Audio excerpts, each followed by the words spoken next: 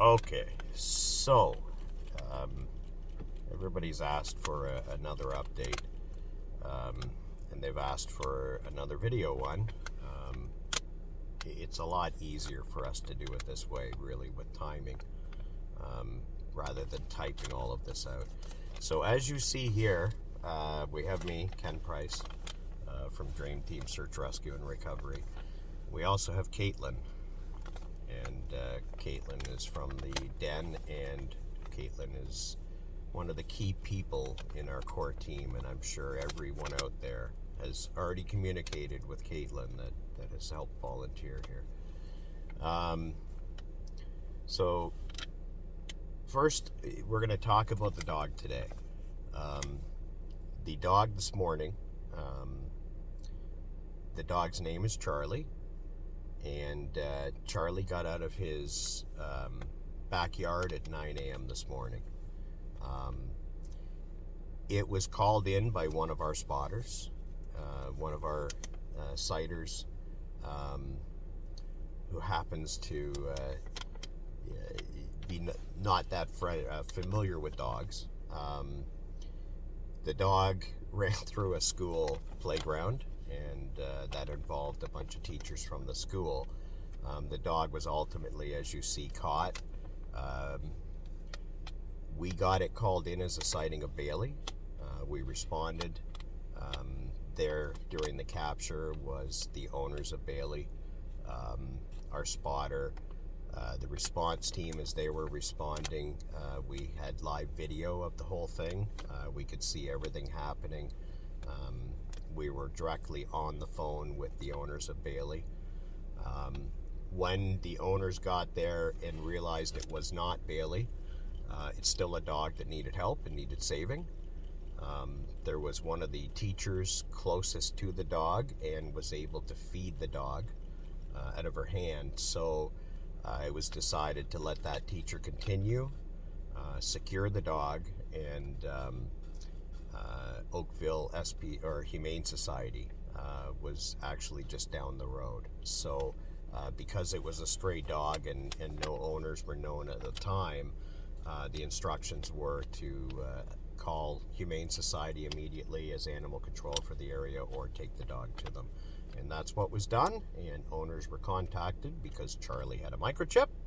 Love those microchips. And Charlie is back at home. So it was called in as a sighting of Bailey. We did respond to it. Ended up with the saving of another dog. Kudos. And Charlie was out and home very, very quickly, which we like to see. So that covers that. It was not Bailey this morning. It was Charlie, and he is back home. The next thing I want to cover is with updates, with us getting back to you. Caitlin can confirm this. We get hundreds of messages a day. We get paw prints sent into us on a property. We get pictures sent in to us. We get, you got to imagine, we each one of us gets 100 messages a day. We then have to sort through them, figure out what's real, what's not, what's good, what needs to be passed on. Then it's passed on to the rest of the core team. Then we all look at what we're each passing on to each other. Then we have to sort through the evidence, and then we have to investigate into the evidence. So everything takes a lot of time. If we don't get back to you right away, please excuse us. We all have personal lives. We all have, some have jobs. Some, Caitlin, has a job, personal life, and school.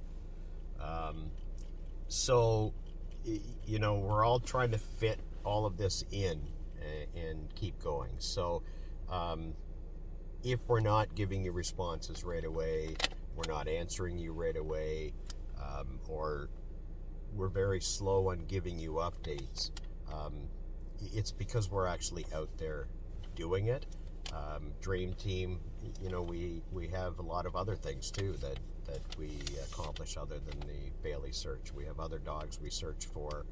other dogs we're consulting on. We have our donation outreach program, which this Sunday is in Gore Park in Hamilton. And I'll just throw that out there for anybody. We team up with the Knights Templar, Kuma Church, or not Kuma Church. Sorry, I'm pulling a blank because I have so many things on my mind, but also City Care. We set up tables.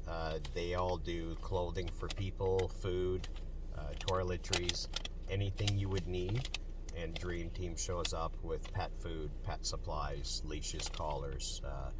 And if you're in need during COVID, or you're homeless or in need, you come there and you shop for free. Everything there is free. The pet supplies, the pet food, the clothing for people, shoes, food, toiletries, blankets, you name it. It's all free.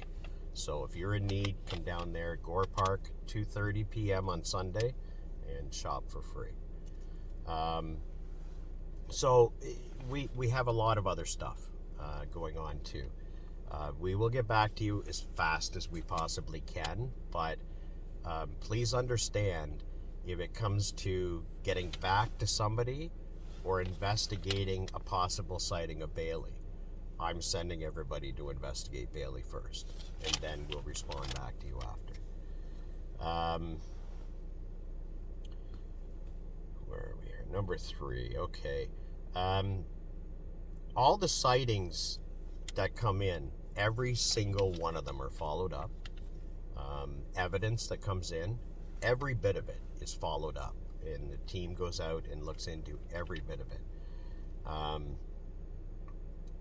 I would say 98%, you figure, Caitlin, of the sightings that come in are from our spotters and the all you people out there helping us. 98% of the evidence is coming in from you guys. So what you're doing is working.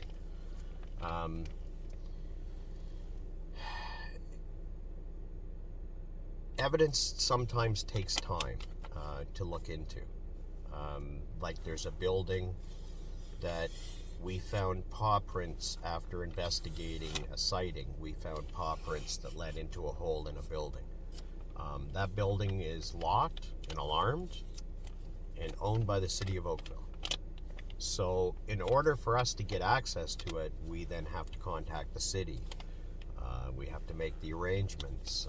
Do they send their employees to look, or do we actually get to go in and investigate inside?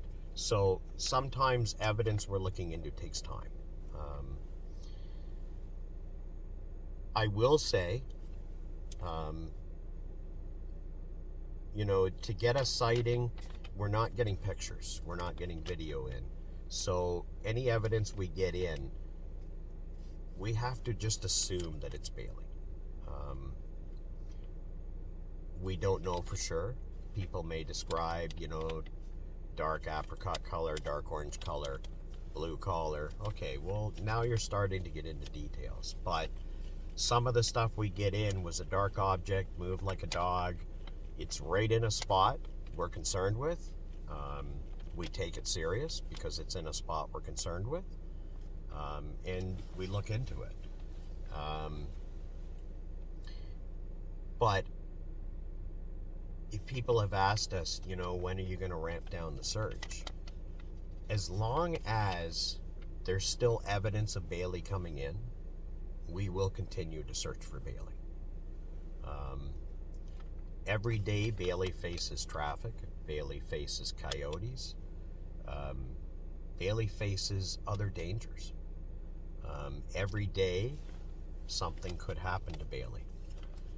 But as long as we're getting signs of Bailey still coming in, then we will continue to still search for Bailey. The search will not ramp down. It will not stop as long as there's still signs of Bailey coming in. We will give Bailey every possible chance for him to come home safe.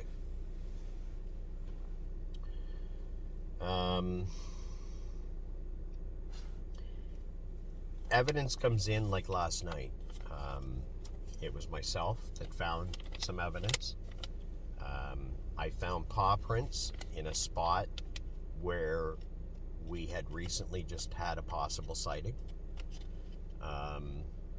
It's a spot that we've had several sightings of Bailey through the month. And when I came around to the spot, what I found was dog prints. They are 100% canine. They are not coyote. The nails are overgrown, which Bailey's would be, and they were alone. There were no human prints with them whatsoever. This dog was traveling alone. Now again, like this morning, we got a sighting of Bailey. Turned out to be a different dog. We don't know of any other dogs loose in this area, so we have to assume those prints could have been Bailey, and we investigate into them like they were.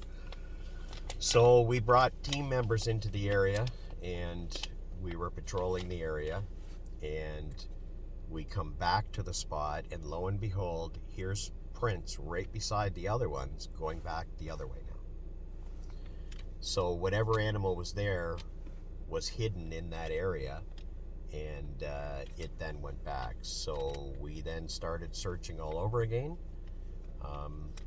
Nobody got eyes on whatever made the prints, but so there's evidence coming in that we investigate into, but to update you guys on that stuff, it's more, we need the time to look into it. We'll certainly update you if somebody gets a sighting of Bailey. If a picture comes in, we'll post the picture. But evidence like that comes in all the time. And as long as evidence like that is being found or coming in, we will continue to search for Bailey and give him every opportunity to come home. Pictures and video, that's something that's very hard, because when people get a sighting of Bailey, it's a split second. Or they get a sighting of anything, it's a split second. And we understand it's hard to get that camera out, and some people have passwords. We understand, but if at all you see Bailey and you have the chance to get a picture or video, please do. It gives us a lot of video, could give us a lot more information. How is he moving? How fast is he moving? What's his mannerism? Us watching the video, we get a lot more information out of it, other than just there's a Bailey sighting and yep, it's Bailey, because we can see him on the video. We can actually get a lot more info from that video. So if at all possible, video or a picture if you do see Bailey, please.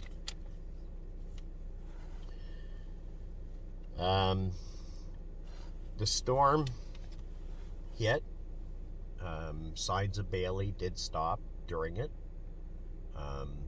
We kind of expected that. If Bailey was hidden under a deck, that deck is now covered in snow.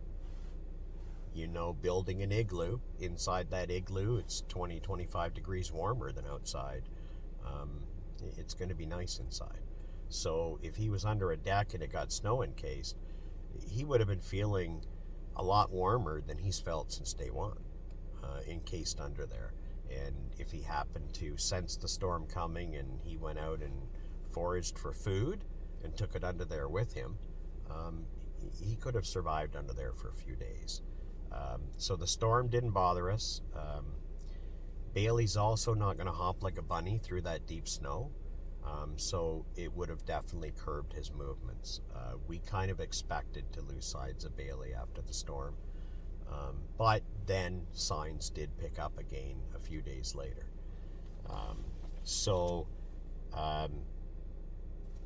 He would have fared out no problem through that storm. It wouldn't have been an issue for him at all.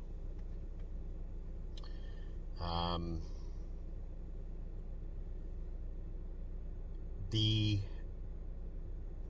dog that was found this morning, when that first got reported to us, we thought, oh crap, is that dog the dog that was seen in Southeast Oakville?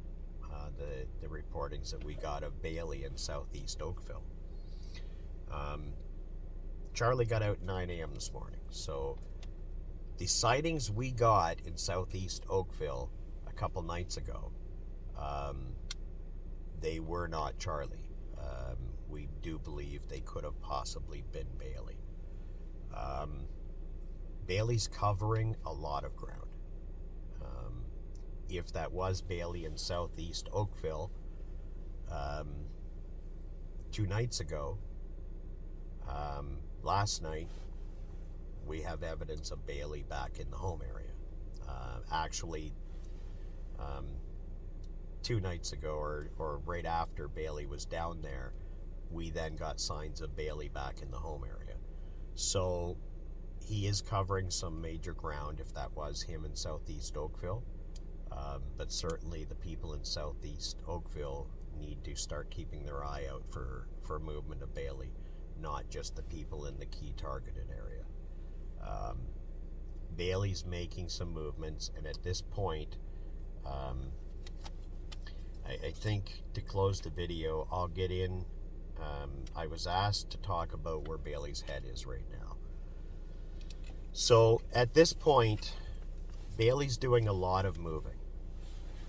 And Bailey does not want human contact. He wants absolutely zero human contact. He is a wild animal at this point. He will choose a path to avoid human contact before he'll choose a path to come out into public. And that's why we're not getting a lot of signs of him, or the sightings we're getting is, oh, he darted across the road. Bailey is choosing the paths to avoid us. Bailey is certainly hunting his own food by now, probably bunnies, mice. But he's also raiding garbage and recycling in houses. He's hitting construction sites. He's hitting the back of businesses, restaurants, etc. He's foraging for his food just like a wild animal. They eat, so can Bailey. If the wild animals out there can find their food, then so can Bailey. He's no different. The temperatures, the snow, the needing food and water, if those little bunnies and squirrels out there can do it, then so can Bailey. He's just, at this point, feral and completely in fear flight, and wants zero human contact. And that's why the sightings are few and far between. We find more evidence than we get sightings now. It's because he's choosing those paths. Some of the spotters will notice that we've moved some of you. You'll notice that some spots don't have spotters in them anymore, and other spots that didn't have spotters now do. As evidence comes in, we move you people around to where it better serves seeing Bailey or getting more evidence.